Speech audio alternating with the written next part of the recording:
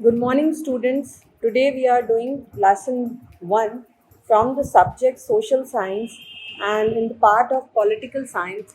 This is for the class 10th English medium. And the name of your chapter 1 is Power Sharing. Let's begin with the exercises. In text question, look at the maps of Belgium and Sri Lanka. Belgium और श्रीलंका के maps को देखें. In which region do you find concentration of different communities? किस क्षेत्र में आपको अलग अलग प्रकार की कम्युनिटीज देखने को मिलती हैं? So the answer for it is in Belgium, Dutch speaking people live in the Flemish region while French speaking people live in the Wallonia northern region. Belgium में कितने टाइप की लैंग्वेज चलती है? एक डच लैंग्वेज चलती है और दूसरी फ्रेंच लैंग्वेज चलती है. फ्रेंच लैंग्वेज बोलने वाले लोग नॉर्दर्न रीजन में रहते हैं. And the German speaking people live in the eastern Belgium. और जो जर्मन लैंग्वेज का इस्तेमाल करते हैं वो ईस्टर्न बेल्जियम में रहते हैं. Second, in Sri Lanka Sinhalese live throughout the country. जो सिंहालीज है, कम्युनिटी का नाम है सिंहालीज, ये पूरे के पूरे श्रीलंका में अलग अलग जगह पर बसे हुए हैं. Sri Lankan Tamils are concentrated in the north and east part of the country. और जो श्रीलंकन तमिल है, तमिलियंस दो टाइप के, एक तो हमारे इंडियन तमिल्स है और दूसरे श्रीलंकन तमिल्स है.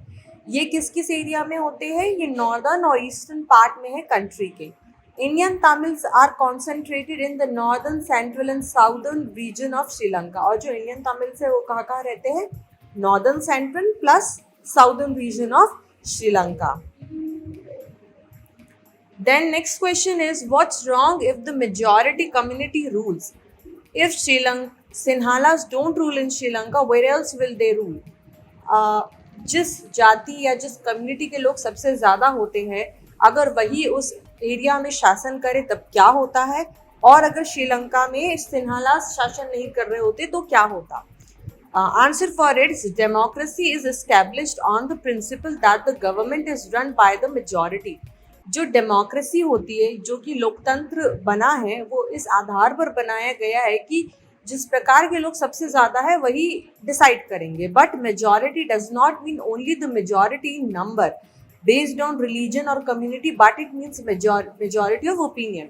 बट मेजॉरिटी का ये मतलब नहीं है कि किसी जाति के लोग सबसे ज़्यादा है तो वो रूल करेंगे या किसी कलर के लोग सबसे ज़्यादा है तो वो रूल करेंगे. मेजॉरिटी का मतलब ये होता है कि ज़्यादा से ज़्यादा लोगों का मत मिले. Second, Sinhalas from the major community of Sri Lanka and it should have bigger share in the government.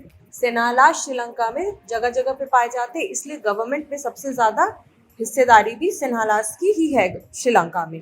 But it does not mean that others do not get proper representation. But इसका मतलब ये नहीं है कि दूसरों को proper representation ना मिले. Now next question is, can you help poor Vikram in answering Vetal?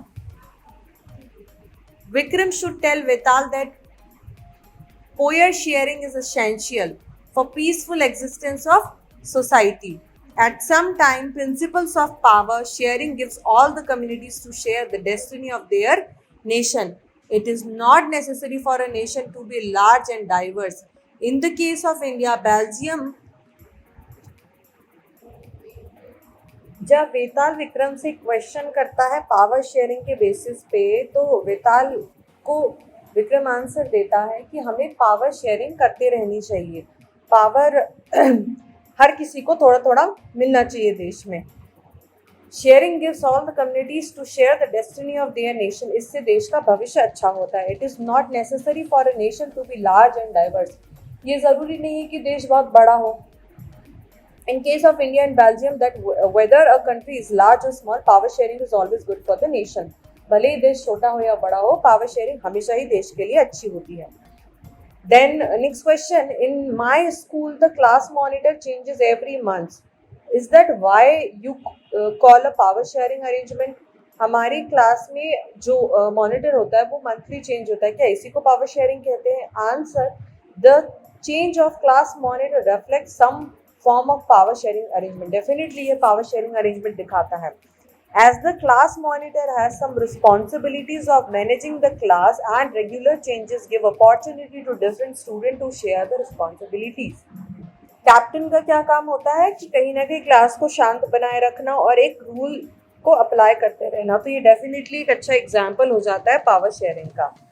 Now next question is, here are some examples of power sharing. Which of the four types of power sharing do this represent? Who is sharing power with whom? हमारे जो chapter में कुछ examples दिए गए power sharing के, हमें पता है ना कि कौन कहाँ पे किसको पावर शेयर कर रहा है. First, the Bombay High Court ordered the Maharashtra state government to immediately take action and improve living condition for the 2000 odd children at 7 children's home in Mumbai. जैसे कि बॉम्बे हाई कोर्ट ने इमीडिएटली एक्शन लिया Mumbai Maharashtra government के खिलाफ कि वो जो 2000 बच्चे जो बहुत ही आपत्तिजनक स्थिति में है उन्हें इमीडिएटली चिल्ड्रंस होम में शिफ्ट किया जाए. Second, the government of Ontario state in Canada has agreed to a land claim settlement with the original community. Canada की गवर्नमेंट ने भी कुछ ऐसा ही किया, एक लैंड सेटलमेंट किया उन्होंने. The minister responsible for native affairs announced that the government will work with Aboriginal people in a spirit of mutual respect and cooperation. एक ऐसी कम्युनिटी के साथ उन्होंने ऐलान किया कि हम मिलजुल के काम करेंगे. Third, Russia's two influential political parties, the Union of Right Forces and the Liberal Yavolko movement, agreed to unite their organizations into a strong right-wing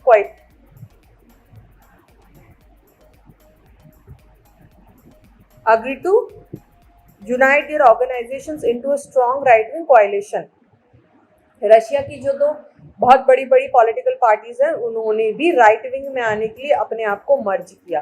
they propose to have a common list of candidates in the next parliament election. अब वो common candidates अपने election में लाएंगे.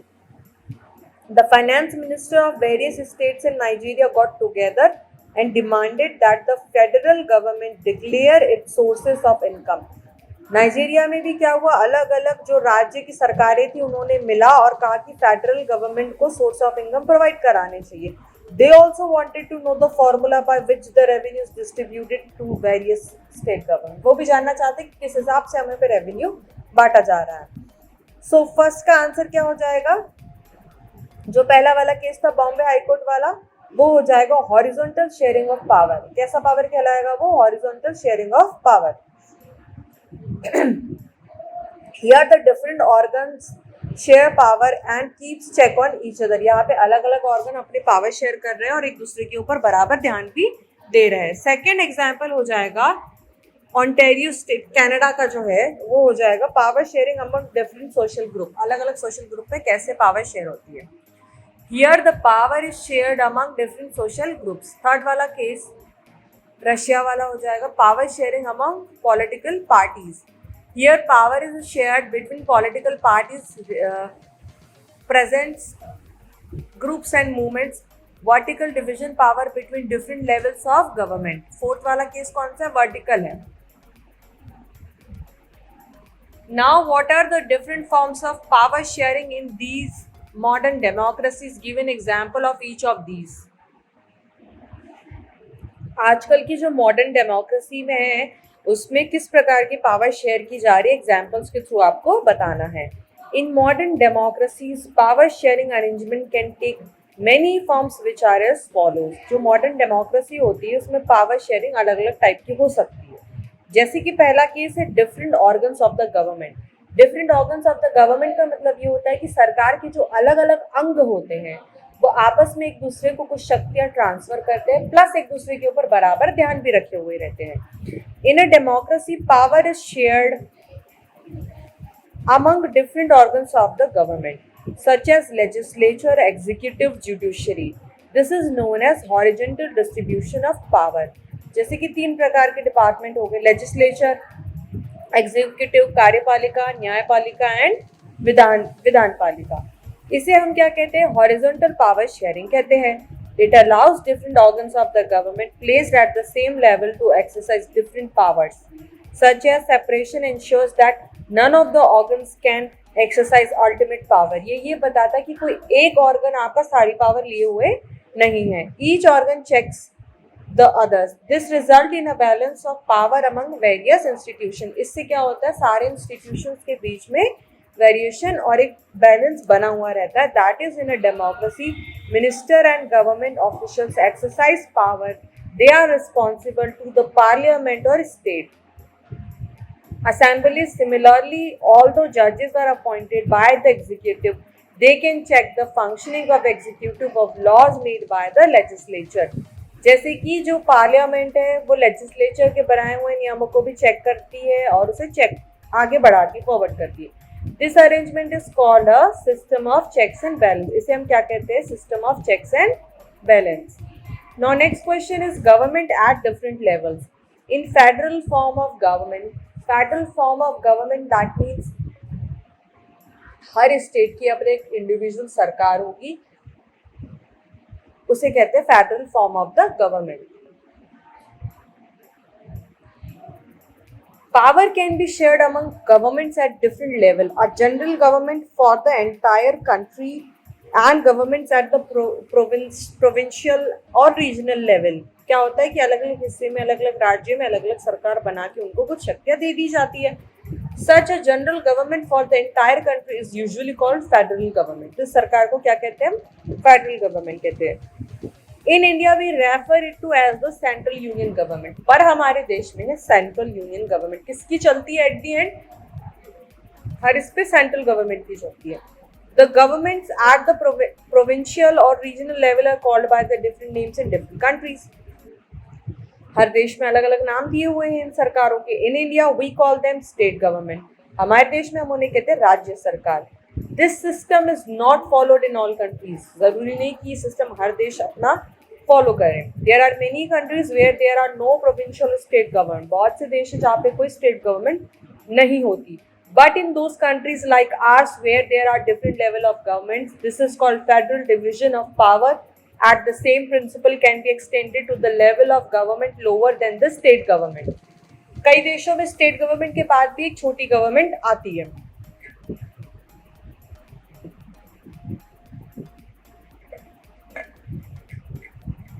Such as municipality and panchayat. Division of powers involving higher and lower level of government is vertical division of the power.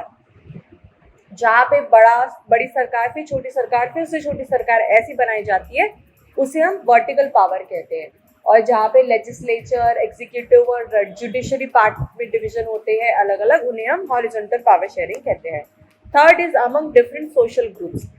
Power में also be shared among different social groups such as the religious और linguistic groups. बिल्कुल भाषा के आधार पर या धर्म के आधार पर भी पावर बांटे जा सकते हैं. Community government in Belgium is a good example of this arrangement. जो बेल्जियम में कम्युनिटी गवर्नमेंट बनाई गई है वो इसी का एग्जांपल है. In some countries, there are constitutional and legal arrangements whereby socially weaker section and women are represented in the legislature and administration. कुछ देशों में लेडीज को और वीकर सेक्शन के लोगों को ऊपर उठाने के लिए भी आगे हिस्सा दिया जाता है. This type of government is meant to have give space in the government and administration to diverse social group who otherwise would feel alienated from the government. This method is used to give minority communities a fair shape in power. इस प्रकार के arrangement से proper सरकार में एक space आ जाता है और डाइवर्सिटी बनी हुई रहती है. Now fourth is political parties pressure group. Power sharing arrangement can also be seen in the way political parties, pressure groups and movements control or influence those in power. In a democracy, the citizens must have freedom to choose among various contenders for power. In contemporary democracies, these takes the form of competition among different parties. Such competition ensures that power does not remain in one hand. In the long run, power is shared among different political parties that represent different ideologies and social groups. Sometimes this kind of sharing can be direct, when two or more parties form an alliance to contest election. कई बार इतना ज़्यादा competition आ जाता है कि 2 से 4 parties मिल जाती है और मिलके एक अलायंस तैयार करती है उस इलेक्शन को जीतने के लिए. हमारे देश में एग्जाम्पल कई बार देखने को मिला है. If their alliance is elected, they form a coalition government and thus share power. अगर उनकी सरकार बनती है तो फिर वो पावर को मिला जुला अपने आप में बांट लेते हैं. जैसे कि 2 साल के लिए फॉर एग्जाम्पल वो सीएम रहेंगे, फिर 2 साल बाद उनके साथ जो मर्ज हुई है पार्टी उनके सीएम बन जाएंगे and so on. Second question is state one prudential reason and one moral reason for sharing power with an example from the Indian context. Prudential reason क्या हो सकता है पावर शेयरिंग का? Power sharing helps in reducing the conflict between various social groups. कोई भी conflict ना आए, कोई लड़ाई झगड़े ना हो, इसलिए पावर शेयरिंग का कंसेप्ट आता है. Hence power sharing is necessary for maintaining social harmony and peace. शांति बनाए रखने के लिए, सोशल हार्मोनी बनाए रखने के लिए पावर शेयरिंग बहुत जरूरी होती है. In India seats are reserved for the weaker section of society. जैसे कि हमारे देश में कुछ रिजर्व्ड है सीट्स वीकर सोसाइटी के लिए. Example, reservation of seats for scheduled caste and scheduled tribes. These allows the weaker section also to participate in the running of the government. जैसे कि SC/ST को जो यहाँ पे मिला हुआ है सीट का रिजर्वेशन. मॉरल रीजन क्या होता है? It upholds the spirit of the democracy to have a stake in governance. मतलब जो छोटे हैं, जो छोटी जात के हैं या जो वीकर सेक्शन से बिलोंग करते हैं, उनको भी कॉन्फिडेंस मिलता है कि वो भी सरकार बनाने में हिस्सा दे रहे हैं अपना. In India, the citizens can come together to debate and criticize the policies and decision of the government. हमारे देश में जो नागरिक है वो आते हैं, सरकार को दोष लगाते हैं और उसके ऊपर डिबेट भी कर सकते हैं. This is in turn puts pressure on the government to rethink its policies and reconsider its decision. इससे सरकार को दोबारा अपने फैसले को सोचना पड़ता है और कई बार वो अपना फैसला बदल भी देती है. Now question number 3 is, after reading this chapter, 3 students draw different conclusions. Which of these do you agree with and why? Give your reason in about 50 words. This question will be solved by you by your own.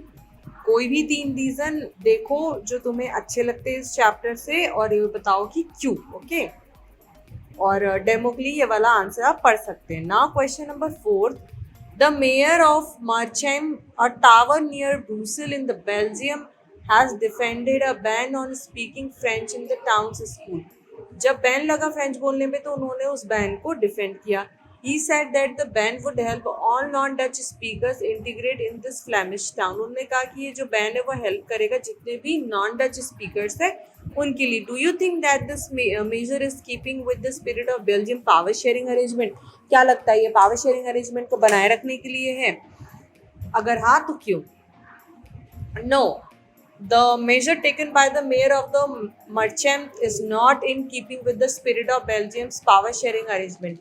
As in Belgium, 59% people live in the Flemish region and speak Dutch. क्योंकि हमारे Belgium में लगभग 60% लोग Dutch बोलते हैं, while 40% live in Wallonia region speak French. और बाकी के जो 40 बच गए वो फ्रेंच बोलते हैं. The ban of speaking French in the town's school would prevent French and Dutch speakers to mingle with each other. इसकी वजह से दोनों के बीच में लड़ाई हो सकती है and also create feelings of disrupt and suspicion.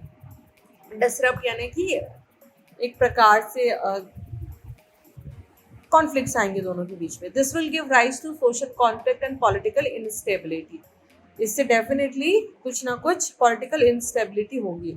Under the Belgium model of power sharing, where a minority in a region has been given equal representation, ban on any languages not keeping with this spirit. किसी भी भाषा पर ban लगाना power sharing का example नहीं होगा. Now question number 5. Read the following passage and pick out any one of the prudential reasons for power sharing ordered in this. ये paragraph आप पढ़ेंगे. We need to give more power to the panchayats to realize the dream of Mahatma Gandhi and the hopes of the makers of our constitution.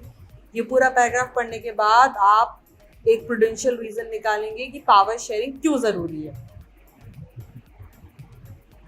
Now question number 6. Different arguments are usually put forth in favor and against. Different arguments are usually put forth in favor and against power sharing. ज़्यादातर arguments power sharing के favour में होते हैं और कुछ oppose में होते हैं. Select those which are in favour of power sharing and select the answer using the codes given on the next column. जो फेवर में है उन सारों को सेलेक्ट करें और एक प्रॉपर सीक्वेंस में आंसर बनाइए. So the power sharing options क्या क्या है. पहला A, reduces conflict among different communities. अलग अलग जाति के बीच में जो कॉन्फ्लिक्ट्स आते हैं उसे कम करना. Second option is decreases the possibility of arbitrariness. That means जो भी उनके बीच में मतभेद आते हैं उसकी पॉसिबिलिटी को कम करना. C, delays decision making processes. जो डिसीजन मेकिंग प्रोसेस होती है उसको और डिले कर देना. फोर्थ इज अकोमोडेट डाइवर्सिटीज को अकोमोडेट करना. E is increases instability and diversiveness. And F is promotes people's participation in government. लोगों की हिस्सेदारी को सरकार बनाने में बढ़ाना. G is undermine the unity of country. या फिर जो यूनिटी होती है देश की उसे अंडरमाइन करना. आंसर क्या हो जाएंगे. फेवर में कौन कौन से है पावर शेयरिंग के. ए डेफिनेटली फेवर में है, that reduces conflict among different communities. B is also in the favour, decreases the possibility of arbitrariness, मतभेद को कम करना. क्या डी फेवर में अकोमोडेट डाइवर्सिटीज डेफिनेटली है. क्या एफ फेवर में है, बिल्कुल है, promotes people participation in government. बाकी के जो रेस्ट है वो फेवर में नहीं है. Now, seventh question is, consider the following statement about power sharing arrangement in Belgium and Sri Lanka. Belgium और श्रीलंका में किस टाइप के पावर शेयरिंग है वो आपको बताना है. ये क्वेश्चन हम पहले भी कर चुके हैं, सो ये आंसर आप देख लेंगे. Now match the following. List 1 and list 2 are given and you have to answer it accordingly. First is power shared among different organs of the government. क्या कहेंगे इससे. जब पावर शेयर होती है different organ of the government में. So the answer for it is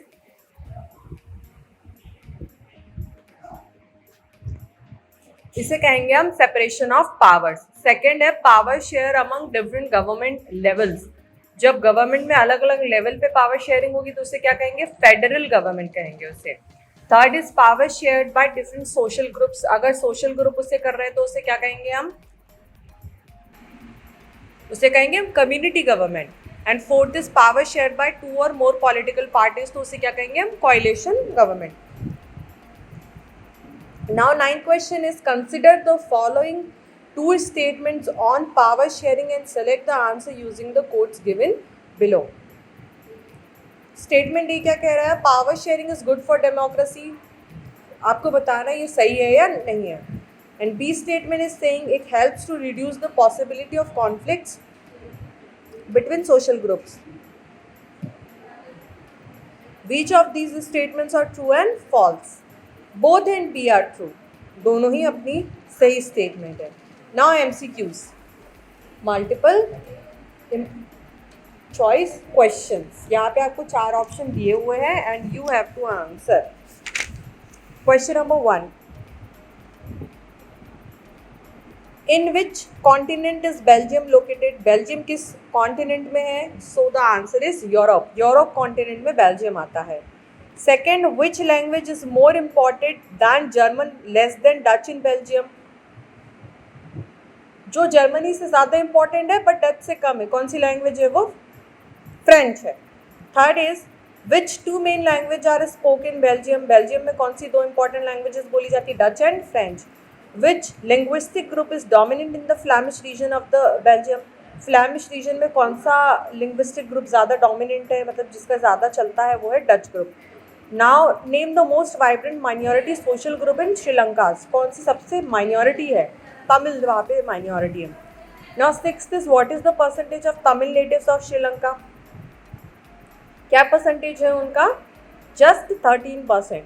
now 7th what is the percentage of Sinhala in the Sri Lanka. Sinhalas कितने ज़्यादा है वहाँ पे. So the answer is 74%. In which of the following under principle of majoritarianism led to a civil war. Majoritarianism के concept पे किस देश में सिविल वॉर हो गया था. So the answer for it is Sri Lanka. 9. Most of the Sinhalas speaking people in Sri Lanka are किस धर्म के हैं वो लोग? They are Buddhist. Now 10th, which one of the following languages is spoken by the people in capital city of Belgium? जो capital city है वहाँ पे कौन सी भाषा बोली जाती है? Answer for it is French.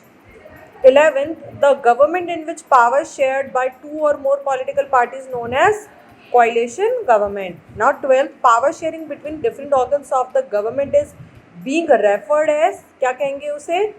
Horizontal distribution of power. Now 13th question is power sharing between different levels of the government is being referred as vertical division of power. Now 14th question is where is the headquarter of the European Union located? Headquarter कहाँ पर है European union का? Brussels में है। 15 when Sri Lanka emerged as an independent country, किस year में श्रीलंका एक independent country के रूप में आया? सो the answer for it is 1948 में वो एक इंडिपेंडेंट कंट्री के रूप में उभर कर आया।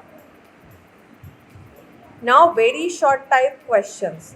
Question number 1, right about the geographical condition of the Belgium. Belgium की आपको जियोग्राफिकल कंडीशन के बारे में बताना है। क्या आंसर हो जाएगा इसका?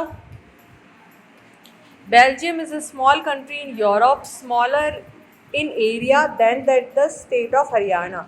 बहुत छोटी सी कंट्री है बेल्जियम, यूरोप कॉन्टिनेंट में किसी हरियाणा स्टेट से भी छोटी है। It has borders with France, the Netherland, Germany and Luxembourg. Power किस किस के साथ शेयर करता है ये? नीदरलैंड, जर्मनी, लग्जमबर्ग के साथ। It has a population of a little over 1 crore, जिसकी पॉपुलेशन ओवरऑल 1 करोड़ से कम है। Second question is who are the major communities of Belgium. Belgium की मेजर कम्युनिटीज कौन कौन सी है? Belgium comprises of 3 major communities, the French, the Dutch and the German speaking. Question number 3, write about the geographical condition of the Sri Lanka.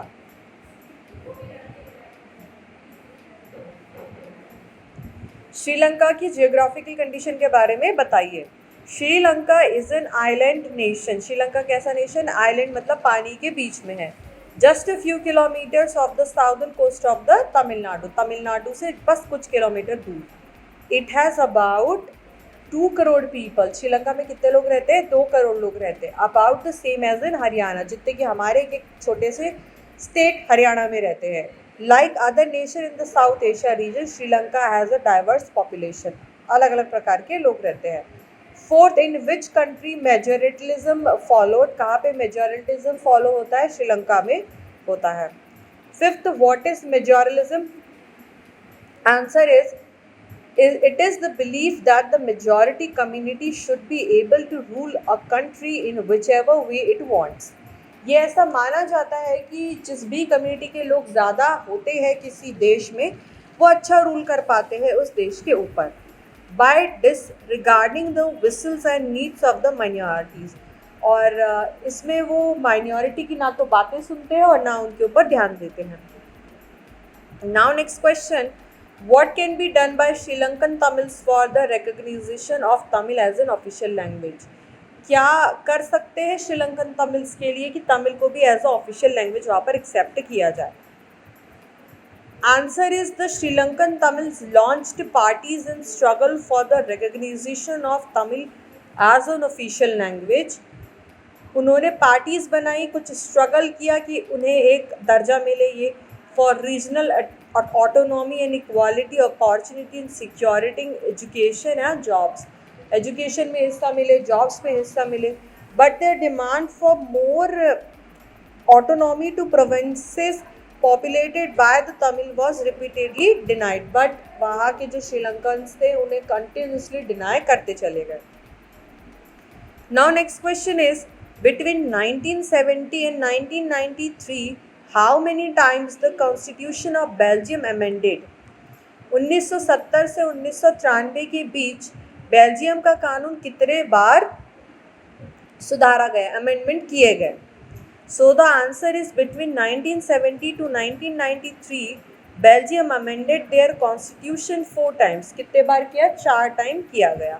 so as to work out an arrangement that would enable everyone to live together within the same country, जिससे कि same देश में सारी धर्म जाति के लोग मिलजुल कर रह सके. The arrangement they worked out is different from in any other country and is very innovative. जो उन्होंने arrangement अपने देश में लाया वो बाकी के देश से बहुत हटके है और बहुत इनोवेटिव आइडिया है. Now question number 8, what was the importance of Belgium model. जो बेल्जियम का मॉडल है उसकी क्या महत्वता है. Answer, Belgium model is very complicated even for people living in Belgium. Belgium में रहने वाले लोगों के लिए भी बहुत कॉम्प्लिकेटेड है वो model, but this arrangement have work well so far. But अभी तक के इस अरेंजमेंट ने बहुत अच्छे काम किए. पहला, they help to avoid civil strife between the two major communities and a possible division of country linguistic lines. उन्होंने दो बड़ी पार्टीज के बीच में कॉन्फ्लिक्ट होने से रोका है और दोनों को बराबर के हक इक्वली शेयर किया है. When many countries of Europe came together to form the European Union, Brussels was chosen as its headquarter. जब यूरोप कॉन्टिनेंट की बहुत सारी कंट्री अपना हेडक्वार्टर बनाने आई तो उन्होंने किसे बनाया, ब्रूसेल्स को अपना हेडक्वार्टर सेलेक्ट किया. Short and long answer type questions. Question number 1. Describe the ethnic composition of Belgium. Belgium का जो ethnic composition है उसे describe करिए. The ethnic composition of this small country is very complex. Of the country's total population, 59% lives in the Flemish region and speak Dutch language. 59% Flemish region में रहते हैं और Dutch बोलते हैं. Another 40% people live in the Wallonia region and speak French. बाकी के जो 40% है वॉलोनिया में रहते थे और फ्रेंच बोलते हैं. Remaining 1% of the Belgium speak German और जो 1% रह गए वो जर्मन बोलते हैं. In the capital city Brussels, 80% people speak French while 20% Dutch speaking. जो कैपिटल है ब्रुसेल्स की वहाँ पर 80% लोग फ्रेंच भाषा बोलते हैं और 20% डच बोलते हैं. Now second question is, what was the major cause of tension in Belgium? Belgium में टेंशन का मेन कारण क्या था? The minority French speaking community was relatively rich and powerful. This was restrained by the Dutch speaking community who got the benefit of economic development and education much later. These led to tension between the Dutch speaking and the French speaking communities during the 1950s.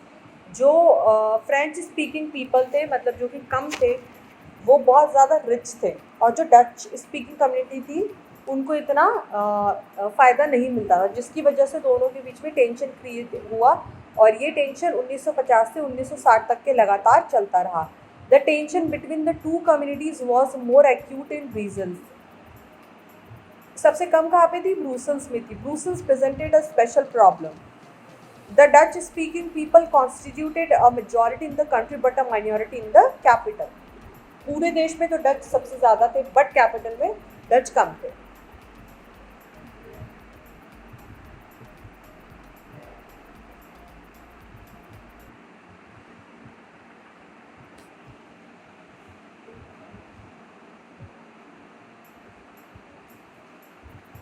Third question, you can answer it by your own, like write about the ethnic composition of Sri Lanka. I have told you the whole composition of the Sri Lanka communities and you can answer it very well. So let's switch on to question number 6. Okay, how civil war has taken place. Civil war कैसे हुआ? By 1980s, several political organizations were formed demanding an independent Tamil Ellam state. 1980 में बहुत सारी political parties थी जिनका ये कहना था कि वो एक सेपरेट गवर्नमेंट चाहते हैं, Tamil Eelam state in northern and the eastern part of the Sri Lanka. The disrupt between the two communities turned into wide spread conflict. दो धर्मों के बीच में जो लड़ाई थी बहुत बड़ी कॉन्फ्लिक्ट में कन्वर्ट हो गई. It soon turned into a civil war और धीरे से एक civil war का रूप ले लिया. As a result, thousands of people of both communities have been killed. इस चक्कर में दोनों ही जाति के लोगों को मारा गया. Many families were forced to leave the country as refugees and many more lost their lives. बहुत सारे लोगों को देश छोड़ने के लिए बोला और बहुत से लोगों की जानी है। Now question number 7, describe about the main element of Belgium model. Belgium model की मेन एलिमेंट डिस्क्राइब करिए। Here are some of the elements of the Belgium model. Constitution prescribes that the number of Dutch and French speaking ministers shall be equal in the central government. ये वहाँ पे decide किया गया है कि Dutch और French बोलने वाले इक्वल रहेंगे गवर्नमेंट के अंदर। Some special laws require the support of majority of members from each linguistic group. कुछ को सपोर्ट मिला, thus no single community can make this decision unilaterally. इसलिए यहाँ पे जो भी काम होता है वो मिला जुला होता है, सबकी राय पर होता है। Many powers of the central government have been given to state government. ज़्यादातर पावर किसे दी गई? स्टेट गवर्नमेंट को दी गई of the 2 regions of the country. The state government are not subordinated to the central government. और यहाँ पे जो स्टेट गवर्नमेंट है वो सबऑर्डिनेट यानी कि वो अपनी चीज़ें सेंट्रल गवर्नमेंट को नहीं देती। Brussels have a separate government in which both the communities have equal representation. Brussels में एक ऐसी गवर्नमेंट है जिसमें दोनों के पास इक्वल रिप्रेजेंटेशन है। The French speaking people accepted equal representation in Brussels because the Dutch speaking community has accepted equal representation in the central government. दोनों ने ही इक्वल रिप्रेजेंटेशन ले रखे हैं। Apart from the central and the state government, there is a third kind of government. This community government is elected by the people belonging to one language community, Dutch, French and German speaking. No matter where they live, this government has the power regarding cultural, education and the language related issues. इन दो parties के अलावा भी उनकी तीसरी party है जिसमें तीनों language के लोग हैं, Dutch, French and German, and no matter what वो कहाँ रहते हैं, बट इनको इस पार्टी को हक है कि cultural, educational and linguistic rules पे या इश्यूज पे लॉ बना सकते हैं।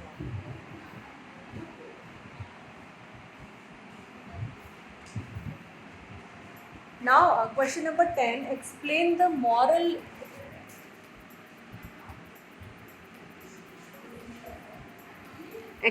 Moral reason of power sharing. क्या मॉरल रीजन है पावर शेयरिंग का? Power sharing is the very spirit of democracy. ये आत्मा होती है लोकतंत्र की। A democratic rule involve sharing power with those affected by its exercise and who have to live with its effects. People have a right to be consulted on how they are to be governed. Legitimate government is one where citizens through participation acquire a stake in the system. एक ऐसा power sharing system जहाँ पर लोगों का हिस्सा हो सरकार बनाने में और उन्हें हक हो कि वो भी कॉन्स्टिट्यूट करे अपने देश का संविधान। Now question number 11, how the idea of power sharing emerged. कैसे आया पावर शेयरिंग का idea? So the answer for it is the idea of power sharing has emerged in opposition to the notions of undivided political power. For a long time, it was believed that all power of a government must reside in one person or group person located at one place. काफ़ी तक के ऐसा था कि एक जगह पे एक व्यक्ति को ही सारी पावर दे दी जाएगी। It was felt that it is the power to decide it dispersed. It would not be possible to take quick decision and to enforce them. But फिर बाद में एहसास हुआ कि जब किसी एक को ही सारी पावर दे दी जाती है तो एक्शन को एकदम से इमीडिएटली नहीं लिया जाता। But these notions have changed with the emergence of democracy. But लोकतंत्र के आने से धीरे धीरे ये सारे फैसले बदले गए। One basic principle of democracy, people rule themselves through institution of self government. Democracy का सबसे बड़ा एडवांटेज और एक बेसिक प्रिंसिपल है कि जो लोग होते हैं वो सेल्फ गवर्नमेंट रूल्स अपने खुद तैयार करते हैं। Due respect in given to diverse groups and views that exist in a society. Everyone has a voice in the shaping of the public policies. Public policies बनाने के लिए सबको बराबर का हक है। Therefore it follows that in a democracy political power should be distributed among as many as citizen as possible. इसलिए decide किया गया कि जितने ज़्यादा से ज़्यादा लोगों के बीच में पॉलिटिकल पार्टी बनाने का हक दिया जाएगा उतना ही देश के भविष्य के लिए अच्छा होगा।